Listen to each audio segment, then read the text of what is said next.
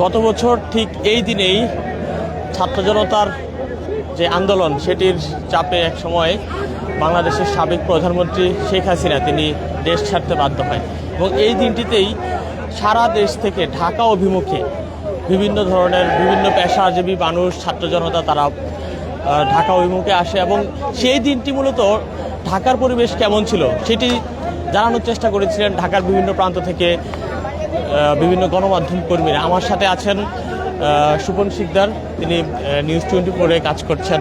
আমার সাথে আছেন আব্দুল হামিদ, তিনি আছেন কালের কণ্ঠে। আমার সাথে আছেন আজহারুল ইসলাম, তিনি বাংলাদেশ প্রতিদিনে আছেন। আমরা আজকে জানতে চাইবো তাদের থেকে, তাদের মুখ থেকে সেদিনটি আসলে কেমন ছিল।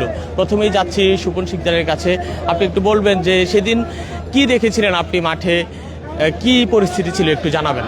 মূলত আসলে কারফিউ তো চলছিল এবং 3 তারিখে যখন সরকার পতনের ঘোষণা দেয় তারপর আসলে 6 তারিখে করার কথা ছিল, সেটি আসলে ওরাও আসলে বুঝতে পারে এবং একদিন আগে ওরা আসলে এগিয়ে নিয়ে আসবে, 5 তারিখে সেটি করে।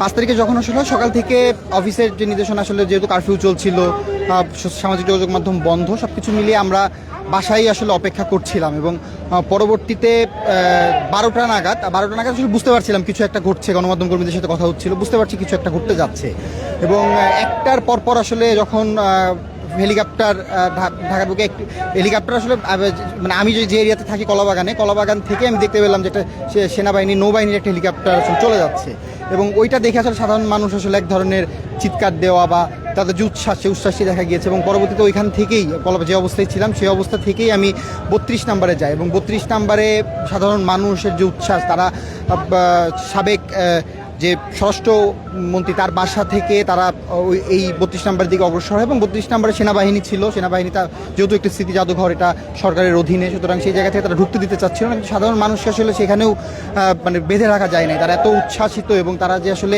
নিজেদের মনের যে কথা সেগুলো আসলে বলতে পারছে মুক্ত মনে, মুক্ত বাতাসে, সেটি আসলে বহিঃপ্রকাশ ঘটেছে এবং আমরা দেখেছি 32 নম্বরে সাধারণ মানুষের যে উচ্ছ্বাস, ছাত্র জনতার উচ্ছ্বাস দেখেছি। পরে ওইখান থেকে আসতে শুরু করলাম গণভবনের দিকে এবং গণভবনের দিকে যখন আসি তখন আসলে যে চিত্রটি দেখতে পাই সেখানে একদমই আমরা দেখতে পাই যে সেখানে সাধারণ মানুষ আসলে গণভবনের মধ্যে ঢুকে পড়েছে, যে যার মতন পাচ্ছে একটু স্মৃতি নেওয়ার জন্য তারা আসলে বিভিন্ন রকমের জিনিস তারা নিয়ে আসছে এবং যা গণভবনে যা ছিল গাছের ডাল পর্যন্ত এবং সজনে ডাল এবং কথা যে একটি পাতা, সজনের পাতা, সেই পাতা পর্যন্ত মানুষ নিয়ে এসেছে। তো সেই চিত্রটি দেখেছি, মানুষের যে ক্ষোভ, যে পুঞ্জীবিত ক্ষোভ, সেই ক্ষোভের বহিঃপ্রকাশটি আসলে সেদিন দেখেছি এবং মানুষের যে উচ্ছ্বাস, সেই উচ্ছ্বাসটি সেদিন দেখেছি। ধন্যবাদ সুবন আপনাকে। আমরা এখন কথা বলতে চাই আব্দুল হামিদ, যিনি মাল্টিমিডিয়া রিপোর্টার হিসেবে কর্মরত আছেন কালের কণ্ঠে। তিনি মূলত সায়েন্স ল্যাবে অবস্থান করছিলেন সেদিন সকাল থেকেই। আমরা জানতে চাই যে সকালে যে পরিস্থিতি ছিল, আপনি জানেন যে ঢাকার যে আপনার প্রবেশগুলো আছে সেগুলোতে প্রথমে হচ্ছে পুলিশের বাধা, এছাড়া সেনাবাহিনীও প্রথমে বাধা দিচ্ছিল, প্রবেশ করতে পারছিল না। কিন্তু যে একটি জনস্রোত, সেটির পরে আর আটকানো যাচ্ছিল না, শেষ পর্যন্ত একটি জনস্রোতেই ভেসে যায় পুরো ঢাকা শহরে। তো আপনি কেমন দেখছিলেন, জনগণের কেমন উচ্ছ্বাস ছিল সেই দিনটাতে, এবং সেই দিনটায় আপনি যখন সংবাদ কভার করছিলেন সেই সময়টাতে কি দেখেছিলেন আপনি? একটি বিষয় শুরু করতে চাই, সেটা হলো এখন বৃষ্টি হচ্ছে। গত বছর এই দিনেও বৃষ্টি হয়েছিল এবং বৃষ্টি ভিজে আমরা কাজ করেছি। তো বৃষ্টি ভিজে আমার শুরুটা যেমন ছিল যে আমার অ্যাসাইনমেন্ট দেওয়া ছিল যে সায়েন্স ল্যাব এলাকায় থাকতে হবে। আমি সকাল 8টা-9টার দিকে বের হই এবং যাওয়ার পথেই আমার বাসাটা ছিল খামারবাড়িতে, এইখান থেকে যাওয়ার পথে আমি গণভবনটা দেখে যাই। সেখানেও বৃষ্টি হচ্ছিল এবং সেই টিপটিপ বৃষ্টির ভিতরে কিছু ফুটেজ নিয়ে আমি সায়েন্স ল্যাবের দিকে যাই এবং সায়েন্স ল্যাবে যাওয়ার পরেই সেখানে বৃষ্টি ভিজে দেখছিলাম যে রিক্সায় করে 2-1 শিক্ষার্থী আসছেন সায়েন্স ল্যাবে। তাদের যে পূর্ব নির্ধারিত যে কর্মসূচি সেখানে তারা অবস্থানের জন্য আসছিলেন বা গণভবনে যাওয়ার জন্য যে তাদের কর্মসূচি সেটার জন্য তারা সেখানে জমায়েত হওয়ার চেষ্টা করছিলেন। 2-1 যাকেই পাচ্ছে পুলিশ তাকেই আটক করছে, এমন পরিবেশ সেখানে ছিল। এবং সেখানে আমরা দেখতে পেলাম যে সিটি কলেজ এবং এই যে সায়েন্স ল্যাব এলাকায় যে সব কলেজগুলো ছিল সে কলেজের শিক্ষার্থীরা 8-10 জন 20 জন করে এক জায়গায় জমায়েত হওয়ার চেষ্টা করছিল এবং এমনকি সেখানে আমরা দেখতে পেলাম যে যখনই দেখছে যে স্লোগান তখনই সেখানে পুলিশের যে গুলি সেটি কিন্তু আমরা দেখতে পাচ্ছিলাম। এবং সেখানে আমরা যখন ভিডিও নিতে যাচ্ছিলাম সেখানে আমরা সম্ভবত 2 জন বা 3 জন ছিলাম সংবাদকর্মী। আমরা যখন ভিডিও নিচ্ছিলাম দৌড়ে গিয়ে তখনই পুলিশের পক্ষ থেকে বারবারই বাধা আসছিল, বলা হচ্ছিল ভিডিও নেওয়া যাবে না। এই পরিবেশটা 11টা-12টা পর্যন্ত চলছিল একদিকে এক গলিতে যখন শিক্ষার্থীরা মিছিল বের করছে, অন্য গলিতে আরেক শিক্ষার্থীরা বের করছে, এভাবে চলছে এবং এক পাশে পুলিশ যাচ্ছে তো আরেক পাশে পুলিশ যাচ্ছে, এভাবে চলছিল বেলা 11টা পর্যন্ত, 12টা পর্যন্ত। এরপরে কিছুটা স্থিতি হয়, ছাত্ররা অনেকটা দূরে সরে যায়। কিন্তু আপনি যখন শুনলেন, মানে আপনারা যখন জানতে পারলেন অথবা সাধারণ জনতাও যখন জানতে পারলো যে শেখ হাসিনা আসলে দেশ ছেড়ে চলে গেছেন অথবা পালিয়ে গেছেন, সেই সময়টাতে কেমন ছিল? মানুষজনের কেমন উচ্ছ্বাস ছিল অথবা মানুষজন কি করছিল? সেটা বলছিলাম যে 12টার পরবর্তী থেকে একদম স্থবির অবস্থায় ছিল। এরপরে বেলা 1টার দিকে আমি দেখলাম একটা হেলিকপ্টার গেল এবং ওইটার ফুটেজ আমি নিলাম। আমি আমার সহকর্মী যারা আশেপাশে ছিল তাদেরকে বললাম হয়তো বা এটাতে চলে যাচ্ছেন, এবং আমার আরেক সহকর্মী এর আগে চ্যানেল 24 এক সহকর্মী ছিলেন, তিনি বলছিলেন যে এখন ঘোষণা হবে, সেনাপ্রধান ঘোষণা দেবেন তিনি দেশ থেকে পালাইছেন, এরকম একটা ঘোষণা কিছু একটা আসছে আর কি, এবং তিনি পালায় যাচ্ছেন এমন সংবাদ আমরা পাই। এবং এই সংবাদ পাওয়ার পরেই মিনিট 5-10 ভিতরেই আমি একটা হেলিকপ্টার দেখতে পাই। এরপরেও সম্ভবত ওইটাতেই তিনি পার হয়ে যাচ্ছেন এবং ওই দিনে আর কোনো হেলিকপ্টার আমরা দেখতে পাইনি। এবং এই কথা যখন মানুষের মাঝে ছড়িয়ে পড়ল, তখন এক অসাধারণ এক মানে বলার মতো না এই দৃশ্যটা, মানুষ উচ্ছ্বাসিত ছিল, মানে গলা ফাটায় আসছে যে পালাইছে রে পালাইছে, এমন স্লোগান দিচ্ছিলেন। এবং এমনও হয়েছে যে আমাদের জড়িয়ে ধরে মানে কান্না করে দিচ্ছে যে ভাই আপনারা কাজ করছেন, আপনারা মানে আমাদের ধরে যে কান্নাটা, সেটা কিন্তু আমরা দেখতে পেয়েছি। এছাড়া সেখানে আমি ওইখান থেকে শাহবাগে যাওয়ার চেষ্টা করেছি, সেখানে সেনাবাহিনীর যে অবস্থান সেটাও দেখেছি, এবং সেখানে সেনাবাহিনীকে বারবার জড়িয়ে ধরার যে অবস্থা বা সেনাবাহিনীকে স্যালুট দেওয়ার যে ব্যাপারটা, এটা মানুষের ভিতরে যে এত উচ্ছ্বাস সেটি বলার মতো না, এমন চিত্র কিন্তু আমরা সেদিন দেখতে পেয়েছি। ধন্যবাদ আব্দুল হামিদ আপনাকে।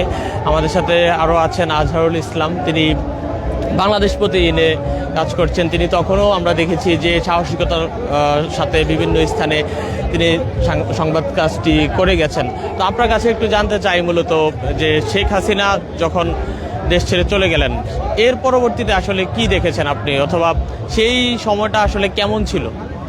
আমি শুরুতেই বলি যে আমার যেই বাসা সেটি আসলে প্রধান মন্ত্রীর যে কার্যালয়, বর্তমান যেটি প্রধান উপদেষ্টা কার্যালয়, তার পাশেই স্টাফ কোয়ার্টারে আমার বাসা ছিল।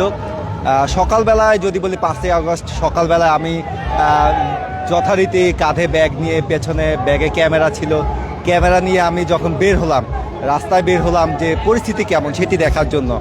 যখন আমি রাস্তায় বাসা থেকে বের হয়ে সিগন্যালে আসার পরে দেখলাম যে সেনাবাহিনীর এপিসি দাঁড় করানো, আইন শৃঙ্খলা রক্ষাকারী বাহিনীর সদস্যদের কঠোর অবস্থান, যেহেতু এই বিজয় সরণি থেকেই গণভবন কিন্তু একদমই খুব সন্নিকটে বলা চলে, যার ফলে কিন্তু আমরা দেখেছি যে সেখানে প্রত্যেকটি প্রবেশ দ্বারেই কিন্তু পুলিশের এবং সেনাবাহিনীর যে কাঁটাতারের বেড়া সেটি দিয়ে রাখা হয়েছিল। আমি সেখানকার যে পরিস্থিতি, তখন বেলা প্রায় 10টা বাজে, আমি ওই এলাকার ছবি তুলে সামনে এগোতে লাগলাম। ফার্মগেট হয়ে ফার্মগেট এই খামারবাড়ি হয়ে আসলাম। ঠিক খামারবাড়ির মোড়েই দেখলাম যে সেখানে সেনাবাহিনীর নিরাপত্তা চৌকি বসানো, যে রিক্সা মাঝে মধ্যে দু একটি অটোরিক্সা যাচ্ছে, রিক্সা যাচ্ছে, গণপরিবহন বা প্রাইভেট কারের কিন্তু তেমন একটা দেখা মিলছিল না। তখন কিন্তু আমি ওই জায়গাতেই সেখানে যিনি কর্মরত যে সেনা কর্মকর্তা ছিলেন তার অনুমতি সাপেক্ষে আমি সেখানে বেশ কয়েকটি ছবি তুলে তখনও ঠিক এরকমই বৃষ্টি পড়ছিল, হঠাৎ করে ঝুম বৃষ্টি নামলো। আমি একটি 71 টিভির একটি গাড়ি দেখে আমি আগারগাঁওয়ে আমার বোনের বাসাতে যাই। সেই বোনের বাসাতে যে যখন দেখলাম যে সময় প্রায় গড়িয়ে এসেছে 12টা নাগাদ, আমি আমার বাসার উদ্দেশ্যে আবার রওনা দেই। বাসাতে ঢুকতে না ঢুকতেই বেলা 1টা নাগাদ আমার কাছে ফোন আসে যে উত্তরা থেকে মানে জনসমুদ্র গণভবন অভিমুখী সেটি মানুষ আসছে। আমি আবার বাসাতে যখন গেলাম, বাসা থেকে আবার বের হয়ে যখন বিজয় সরণিতে আসলাম, তখন সঙ্গে আমার স্ত্রী তিনিও আমার সঙ্গে বের হয়ে আসলেন। যখন বিজয় সরণিতে আসলাম, উত্তরা থেকে প্রথম যেই মিছিলটি গণভবন অভিমুখে আসে, লাখো মানুষের যে জনস্রোত সেদিন আমরা দেখতে পেয়েছিলাম, এবং সেই জনস্রোতের সঙ্গে আমিও যুক্ত হয়ে এবং সেখানে আমি ফুটেজ ধারণ করার জন্য আমার যেই সঙ্গে থাকা ফোন, সেই ফোন দিয়ে ভিডিও করতে শুরু করি, কেননা তার কিছু এই শেখ হাসিনা পলায়নের কিছু মুহূর্ত আগে আমাকে পুলিশ আটক করে এবং আমার সঙ্গে থাকা যে ক্যামেরাটি ছিল সেটি তারা রেখে দেয়। এই যে আপনাকে কয়েক ঘন্টা আগে হচ্ছে আটক করে, এরপরে হচ্ছে আপনার থেকে সব ধরনের ডিভাইস আবার হচ্ছে ওরা দিয়ে দেয়, এরপর আপনি এক ধরনের মুক্তি হলেন, সেটাই হয়তো আপনি ভাবছেন। তো সেটা কেমন ছিল এবং চারপাশে মানুষজনের উচ্ছ্বাস অথবা তারা আসলে কি বলছিল সেদিন? আজ তো 1 বছর হয়ে গেল, আজকের এই দিনের মতো আসলে এমন অবস্থায় এই সময়টাতে কি তখন ছিল কিনা? আসলে আমাকে যখন আটক করা হয় তখন আমার ক্যামেরাটি রেখেই দেয়, তারা আর ওইটি ফেরত দেয় না, বা আমার সঙ্গে থাকা যে স্মার্টফোনটি ছিল সেটি ফেরত দিয়ে আমাকে ওইখান থেকে চলে যেতে বলা হয়। পরবর্তীতে আমি আমার জীবনের নিরাপত্তা নিশ্চিত করে আমি চলে আসি। তখন যে জনস্রোত ছিল শেখ হাসিনা পালিয়ে যাওয়ার পর, সেটি আসলে বলার মতো ছিল না। এখনও আমার গা শিউরে ওঠে যে সেদিনের যে পরিস্থিতি সেটি হয়তো আজকের দিনের মতো নয়, কিন্তু সেদিন মানুষ যে স্বতঃস্ফূর্তভাবে গণভবনে প্রবেশ করেছিল, গণভবনে থাকা একটি টুথপিক সেটি যখন মানুষ নিয়ে আসছিল, অন্যজন বলছিল যে ভাই আমাকে অর্ধেক দেন, আমি এই অর্ধেক আমি স্মৃতি হিসেবে রেখে দিতে চাই। এই যে একটা মানুষের মধ্যে যে ভেতরে থাকা যে ক্ষোভের বহিঃপ্রকাশ সেদিন আমরা দেখেছি। এবং গণভবনে আমি যখন ঢোকার চেষ্টা করছিলাম, লাখো মানুষের স্রোত, দেয়ালগুলো ভেঙে ফেলছিল, মানুষজন নিজেরাই দেয়ালের ইট খুলে নিয়ে যাচ্ছিল এবং সেখানে আমরা দেখেছিলাম যে মানুষ সেজদারত হয়েছিল। এবং গণভবন থেকে মানুষ কিন্তু এই যে সংসদ ভবন এলাকায় তারা প্রবেশ করে, এবং আমরা যখন দেখছিলাম যে এটি আসলে রাষ্ট্রীয় সম্পদ, আমরা আসলে চেষ্টা করছিলাম নিজের জায়গা থেকে সেটিকে রুখে দেওয়ার জন্য, মানুষকে নিরুৎসাহিত করছিলাম যেন এখানে লুটপাট না করা হয়। এ ছিল আসলে সেদিনকার যে পরিস্থিতি, সেটি সংক্ষেপে আসলে বর্ণনা করতে হচ্ছে। এই ছিল আমার দেখা। অনেক ধন্যবাদ আজহারুল ইসলাম আপনাকে। দর্শক, যেটি বলছিলাম, আমরা কয়েকজন সংবাদকর্মী তাদের সাথে কথা বলছিলাম, তারা যেটি বলছেন, এবং আমি নিজেও যখন গত 5ই আগস্ট মাঠে ছিলাম তখন যেটি দেখছিলাম যে ঢাকার যে চারপাশ, সেই চারপাশ থেকেই বিভিন্ন জেলা থেকে সাধারণ মানুষ যারা তারা ঢাকামুখী আসছিল, অনেক বাধা ডিঙিয়ে তারা কিন্তু ঢাকায় প্রবেশ করেছে। এবং একসময় যখন শুনেছে যে শেখ হাসিনা দেশ ছেড়ে পালিয়ে গিয়েছে, এই সময়টাতে তারা বাঁধ ভাঙা উল্লাসে ফেটে পড়ে এবং চারপাশে অনেকে তাদের স্বজনদেরকে কল দিয়ে বলছিল যে আমরা পেরেছি, আমরা দেশটিকে আবারও হয়তো স্বাধীন করতে পেরেছি।